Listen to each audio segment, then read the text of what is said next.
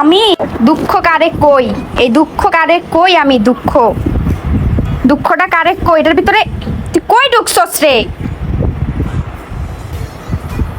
পুতুলটারে দোয়াল লেগে রাখছি। আরে এটার ভিতরে এই তেনাফাড়া করে দেবো, আমরা জীবনটা তেনাফাড়া করে দিব। বাইরা বাইরা কাজ করতে করতে আমি হরানি গেছি। আপনি আকাইমা কাজ করেন। এ গাইস দেখো, এটার ভিতরে বাসা বাঁধছে নতুন করে।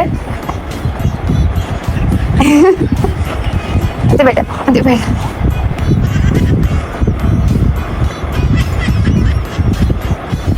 বাইরা বাইরে না, তুই বাইরা। আরে তুই আল্লাহ গো মাইরা, এই গরমের মধ্যে এটার ভিতরে কেমনে ঢুকলি তুই? হ্যাঁ গরম লাগে না তোর? গরম লাগে না? হ্যাঁ রে কপাল, গরমে কি হইছে? এই কই আইছস তুই?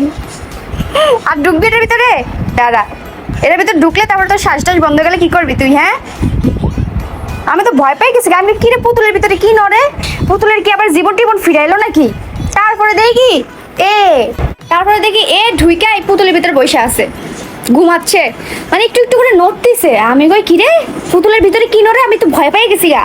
এমনি তো পুতুল, আর এটার ভিতরে যদি কিছু একটা নড়ে, আমি কই কি রে, পুতুলের শ্বাস নাই কেমনে? পুতুলে কি জান টান ফিরাইলো নাকি? ওমা তারপরে দেখি কি না, কাহিনী তো উল্টাটা। এটার ভিতরে আমাদের টুনি।